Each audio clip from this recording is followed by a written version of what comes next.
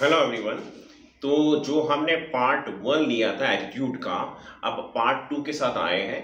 Part 2 में क्या आ रहा है, एटीट्यूड चेंज, कि एटीट्यूड चेंज कब कर सकते हैं। तो क्या होता है, जो फॉर्मेटिव स्टेज, यानी कि जैसे बच्चा, अब ऐसा होता है ना, क्या अपन कहते हैं कि जब छोटा बच्चा है उसको हमको अगर स्विमिंग सिखानी है तो छोटे बच्चे को स्विमिंग सिखाना आसान है, जल्दी सिखा सकते हैं, बहुत सारे रीजन होते हैं इसके पीछे। इसी तरह से जब फॉर्मेशन यानी जब एटीट्यूड बन रहा है यानी ड्यूरिंग चाइल्डहुड, तो उस समय एटीट्यूड को चेंज करना आसान होता है। लेकिन एक बार जब एटीट्यूड बन गया तो उसके बाद में एटीट्यूड को चेंज करना मुश्किल है, लेकिन इम्पॉसिबल नहीं है, कर सकते हैं, उसमें एफर्ट्स ज्यादा करने पड़ते हैं। तो अब आता है प्रोसेस ऑफ एटीट्यूड चेंज, जो नेक्स्ट टॉपिक है। उसमें 3 जो है इसमें आपके एक्सप्लेन किया गया है। फर्स्ट है concept of the theory of the valence. ये जो दी थी वो फ्रिट्ज हेडर ने दी थी। इसको डिस्क्राइब किया था in the form of POX triangle. POX triangle का मतलब ये है कि P में वो पर्सन जिसका कि हमको एटीट्यूड को स्टडी करनी है, जिसका एटीट्यूड देख पढ़ना है हमारे को, O अनदर पर्सन हो गया, और X जो हो गया जिस पर्टिकुलर टॉपिक पे एटीट्यूड को हमको स्टडी करना है। तो इसमें बेसिक चीज ये समझाई गई कि जैसे बैलेंस करना है, मतलब वो जो मेन चीज ये आनी चाहिए, जो कि attitude change will have to take place so that there will be 3 positive relationship और 2 negative and are positive relation in a triangle. यानी 3 पॉजिटिव, या तो तीनों पॉजिटिव हो या फिर 2 नेगेटिव 1 पॉजिटिव हो तो बैलेंस होगा। यदि तीनों ही नेगेटिव है या 2 पॉजिटिव और 1 नेगेटिव है तो वो इम्बैलेंस रहेगा। तो नेक्स्ट है the concept of cognitive dissonance.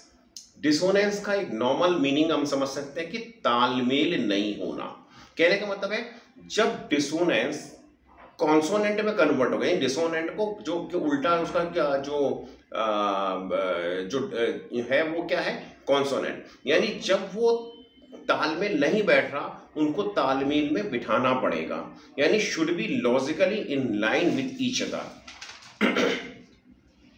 जैसे एक कॉग्निशन 1 है कि पान मसाला कॉजेस कैंसर, एक कॉग्निशन। सेकंड कॉग्निशन जो है आई ईट पान मसाला। तो दोनों चीजें कैसे हो सकती हैं, मतलब दोनों एक इस डायरेक्शन में जा रही है, इस डायरेक्शन में, ये डिसोनेंस हो रहा है, तो इसको कॉन्सोनेंस करना यानी एक डायरेक्शन के अंदर लाना, ये जो कॉन्सेप्ट है ये इसके अंदर दिया गया था।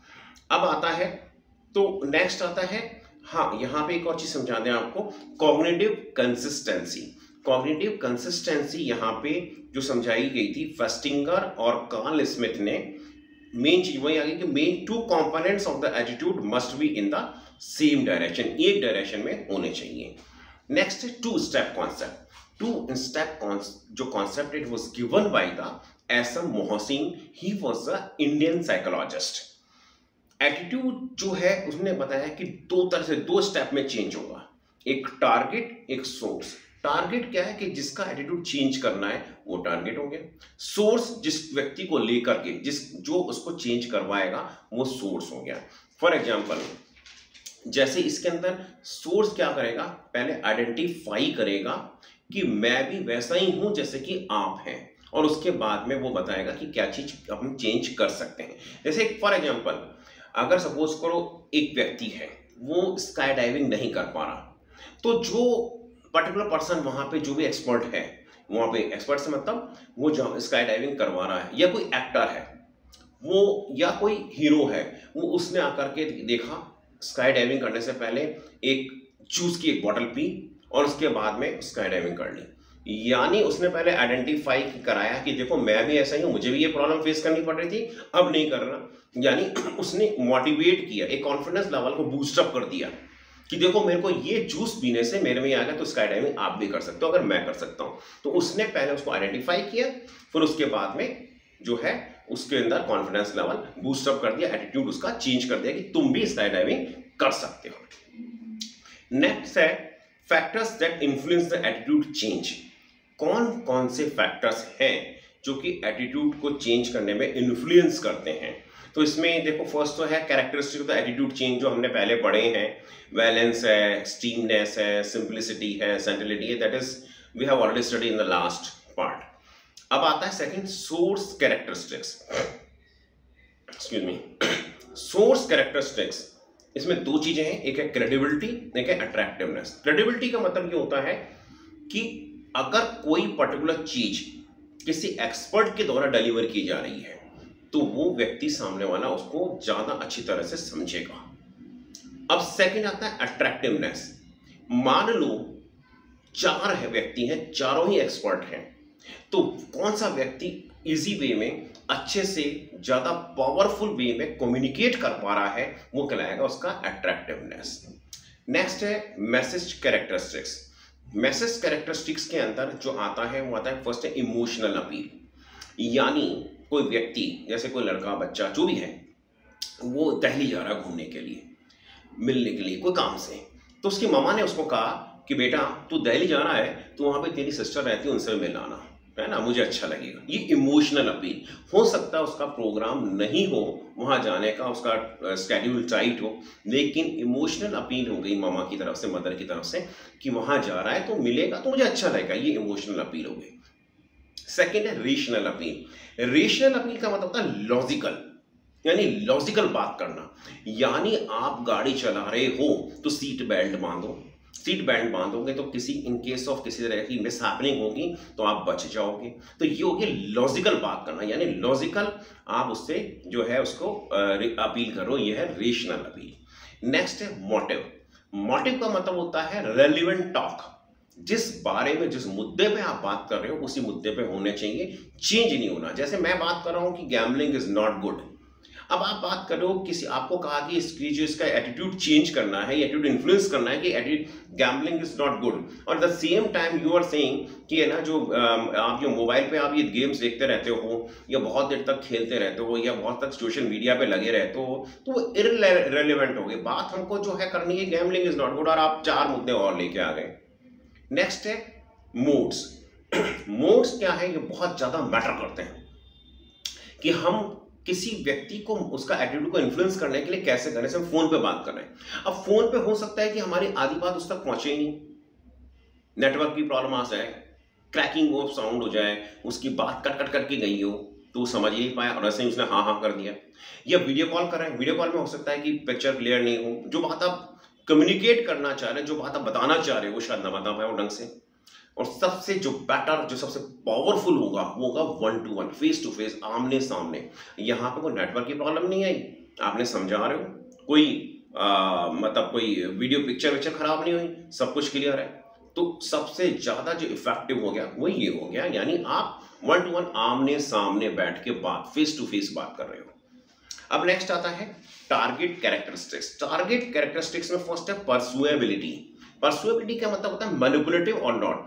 जिस व्यक्ति का आप एटीट्यूड जो चेंज करना चाह रहे हो, इन्फ्लुएंस करना चाहते हो, वो मैनिपुलेटिव है या नहीं है, वो आसानी से मैनिपुलेट किया जा सकता है, तो उसका एटीट्यूड आराम से अपन चेंज कर सकते हैं। स्ट्रॉन्ग प्रेजुडिस, अगर उसकी एक किसी व्यक्ति के बारे में, किसी पर्टिकुलर चीज के बारे में स्ट्रॉन्ग प्रेजुडिस बनी हुई है कि नेगेटिव थिंकिंग आई हुई है कि दिस इज रॉन्ग, ये व्यक्ति गलत है, तो ऐसे के अंदर चेंज करना थोड़ा मुश्किल हो जाता है।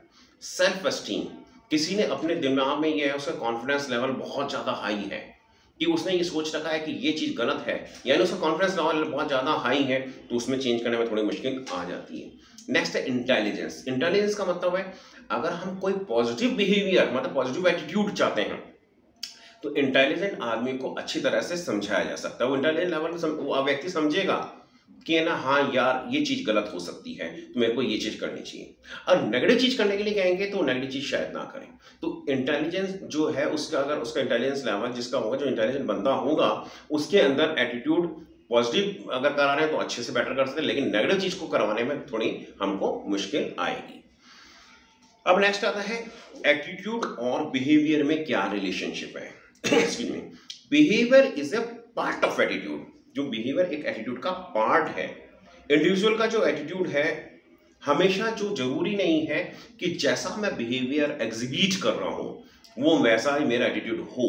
कई बार मुझे एक्सटर्नल प्रेशर हो सकता है, कोई मेरे को कोई प्रोमिसेस हो सकते हैं, मेरे किसी कारण से मेरे को बिहेव करना पड़ा, मेरा एटीट्यूड नहीं है वैसा, मैं कुछ करना चाह रहा हूं, मेरा एटीट्यूड वैसा नहीं है, मैं ऐसा करना पसंद नहीं करता हूँ, मेरा एटीट्यूड नहीं, लेकिन किसी कारणवश मेरा बिहेवियर वैसा हो रहा है। तो एटीट्यूड और बिहेवियर कई बार जो है चेंज भी हो सकते हैं। तो जो कॉन्ट्रे करते हैं दोनों में, तो there would be consistency between attitude and behaviour when, कब, अब इसमें कंसिस्टेंसी होनी चाहिए कैसे कि एटीट्यूड, जब दोनों में कंसिस्टेंसी मतलब दोनों एक जैसे कब होंगे, वो जब होंगे कि एटीट्यूड इज वेरी स्ट्रांग, यानी मेरा एटीट्यूड बहुत ज्यादा स्ट्रांग है कि मेरे को ये चीज नहीं, जैसे गैम्बलिंग है, मेरे को गैम्बलिंग नहीं करनी है, तो मेरा बिहेवियर और एटीट्यूड उस समय सेम हो जाएगा कि मेरा एटीट्यूड स्ट्रांग है कि gambling is not good. Second है the person is aware of attitude, यानी मैं अपने एटीट्यूड के बारे में अवेयर हूं कि ये चीज जो गलत है, मैं अवेयर हूं कि मेरा एटीट्यूड इस चीज को करने के लिए बना ही नहीं है, मेरा एटीट्यूड ऐसा है ही नहीं कि मैं ये करूं, तो भी उसके अंदर वो रहेगा और दोनों चीजें सेम हो जाएंगी। उसके बाद में नो एक्सटर्नल और ग्रुप प्रेशर, यानी किसी तरह का मेरे ऊपर कोई ग्रुप प्रेशर नहीं हो सकता। मैंने आप जैसे आपको फर्स्ट एग्जांपल दिया, कोई चीज मैं नहीं करना चाह रहा, लेकिन मेरे को कोई प्रोमिसेस के चक्कर में अनड्यू जो प्रेशर के कारण से कोई मेरे को जबरदस्ती कोई प्रेशर आ गया, उसके कारण कोई फैमिली प्रेशर आ गया, एक्सेप्ट कोई और प्रेशर आ गया, उसके कारण से करना पड़ा, अगर मेरे ये नहीं है तो फिर वो कंसिस्टेंसी, मतलब दोनों चीजें एक जैसी रह सकती हैं। उसके बाद बिहेवियर इज नॉट इवेल्युएटेड, जब हमको लग रहा है कि मेरे बिहेवियर को कोई मॉनिटर नहीं करेगा, इवेल्युएट नहीं करेगा, तो भी वो सेम हो सकते हैं। या behaviour would have a positive consequence, जब हमको मालूम है कि जो भी बिहेवियर हम कर रहे हैं उसके पॉजिटिव कॉन्सिक्वेंस आएंगे, तो उस कंडीशन में भी दोनों एक जैसे रह सकते हैं। अब नेक्स्ट है प्रेजुडिस एंड डिस्क्रिमिनेशन, ये वर्ड है prejudice and discrimination. Prejudice and discrimination को समझने से पहले समझें स्टीरियोटाइप वर्ड। एक स्टीरियोटाइप का मतलब है कॉग्निटिव, अगर सिर्फ एक कॉग्निटिव कंपोनेंट ले लिया, यानी नेगेटिव थॉट बना लिया, हमने सोचा कि वो व्यक्ति गलत है, हमारे दिमाग में एक नेगेटिव थॉट बना हुआ है कि ये व्यक्ति गलत है, तो ये हो गया स्टीरियोटाइप। मतलब एक कॉग्निटिव कंपोनेंट हमारे दिमाग में है कि so and so person is not good. Prejudice में क्या हो गया, प्रेजुडिस में अफेक्टिव प्लस कॉग्निटिव कंपोनेंट दोनों हो गए, यानी थिंकिंग के साथ में फील भी आ गई। यानी मैंने देखा कि जब मेरे को पता था, मेरे दिमाग में स्टीरियोटाइप बना हुआ है कि ये this person is not good, और वो व्यक्ति कुछ गलत काम करने जा रहा है, वो व्यक्ति इस तरफ जा रहा है जहां पे कुछ गलत काम हो रहा है, अगर ऐसा हो रहा है तो मैंने प्रेजुडिस बना दी, देखो ये गलत आदमी है और गलत जगह जा रहा है, तो मेरी प्रेजुडिस बन गई, मतलब उसकी मेरी नेगेटिव थिंकिंग और ज्यादा पावरफुल हो गई, यानी अफेक्टिव प्लस कॉग्निटिव कंपोनेंट दोनों मिक्स हो गए। नेक्स्ट आता है डिस्क्रिमिनेशन। अब वो जब प्रैक्टिस में आ गया, यानी अफेक्टिव कॉग्निटिव प्लस बिहेवियर, यानी कि वो, अब मैंने जाकर के पीछा किया उसका, पहले मेरे को पता था ये आदमी गलत है, तो वो हो गया स्टीरियोटाइप। ये आदमी उस और जा रहा है जहां पे गलत कुछ हो रहा है, तो वो आ गया प्रेजुडिस। अब मैंने वहां पे जाके देखा, उस ग्रुप से वो बातचीत कर रहा है, तो मैंने ये तीनों चीजें मिक्स हो गई, तो मेरा डिस्क्रिमिनेशन आ गया कि प्रैक्टिस में आ गया, हाँ उसका बिहेवियर में होता है, उसका बिहेवियर भी उसके अंदर शामिल हो गया कि हाँ ये गलती करने आया होगा। अब नेक्स्ट आता है prejudice and discrimination can exist without each other, दोनों एक दूसरे के बिना एग्जिस्ट कर सकते हैं। तो discrimination can be changed by law, but cognitive and emotional component prejudice are hard to change. कहने का मतलब ये है कि डिस्क्रिमिनेशन, कोई चीज हमने ऐसा कहा कि तुमको ये चीज नहीं करनी है, तो हो सकता है लॉ के डर से कि हमको कोई एक्टिविटीज जो है वो लीगल मतलब लॉ के हिसाब से हमको डर लगे कि ये चीज करना लीगली अलाउड नहीं है, तो हम डिस्क्रिमिनेट करना हम उसको करेंगे तो नहीं, लेकिन दिमाग, जैसे एक सपोज कोई एक व्यक्ति है, जो व्यक्ति को वहां पे जाना था, उस व्यक्ति को हमको मीटिंग में कॉल करना है, डिस्क्रिमिनेशन। अब डिस्क्रिमिनेशन क्या होगा, क्योंकि मेरे पास में कोई लीगल राइट नहीं है कि मैं उसको व्यक्ति को मीटिंग में आने से रोकूं, तो डिस्क्रिमिनेशन तो मैं कर नहीं सकता। लेकिन प्रेजुडिस, उसको आ तो गया, मतलब एक कानून नहीं बना, तो लॉ के डर से, कानून के डर से मैंने उसको उस मीटिंग में कॉल तो कर लिया, लेकिन मेरे दिमाग में उसके बारे में नेगेटिव थिंकिंग बनी हुई है, वह है प्रेजुडिस। ठीक है, अब आता है सोर्स ऑफ प्रेजुडिस। प्रेजुडिस बनती कैसे है, कहां से आ सकती है, तो ये आ सकती है, फर्स्ट है learning by society in the group bias. जो सोसाइटी होती है, हम सोसाइटी से सीखते हैं, कि सोसाइटी में देखते हैं कि वो एक जनरल बन जाता है कि वो जो व्यक्ति है उसका ग्रुप अच्छा नहीं है, वो व्यक्ति अच्छा नहीं है, तो सोसाइटी से हम लर्न करते हैं। नेक्स्ट है स्केप गोटिंग। ये वर्ड जो है स्केप गोटिंग, इसमें कहते हैं कि majority group places the blame on the minority group, यानी जो एक साइड बहुत बड़ा ग्रुप आ गया, तो मेजॉरिटी ग्रुप ने ये कहा कि जो जितना भी कोई गलत हो रहा था सारा ब्लेम माइनॉरिटी पे डाल दिया, तो ये हो गया स्केप गोटिंग। कर्नल ऑफ ट्रूथ मतलब एवरीवन इज सेइंग मतलब हर व्यक्ति उसके बारे में गलत कर रहा है, उस ग्रुप के बारे में, उस व्यक्ति के बारे में गलत कर रहा है, वो करना ना ट्रुथ हो गया। नेक्स्ट है self fulfilling prophecy. Self fulfilling prophecy का मतलब ये होता है, किसी व्यक्ति को आप कह रहे हैं कि तेरी जो एक्टिविटीज है या तेरा जो बॉडी स्ट्रक्चर है, तेरा चलने का तरीका, तेरी पर्सनालिटी ओवरऑल गुंडे जैसी है। तो हो सकता है वो धीरे धीरे ये सोचे कि यार मैं तो गुंडा ही हूँ, मेरे को तो गलत ही काम करना है, उपड़ा काम ही करने में तो सब कुछ, तो वो धीरे धीरे अपने अंदर उसको चीज को अडॉप्ट कर ले।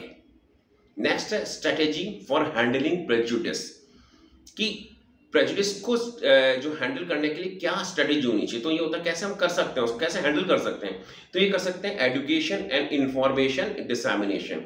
पर्टिकुलर व्यक्ति को जिसकी जो उसके बारे में प्रेजुडिस बना के एक पर्टिकुलर व्यक्ति के बारे में प्रेजुडिस बना के बैठा है, उसके बारे में एडुकेट करें, बताएं, समझाएं उसको, भाई ये गलत नहीं है, उसकी इन्फॉर्मेशन दें कि देखो ये गलत नहीं, तुम इसके बारे में गलत सोच के बैठे हो।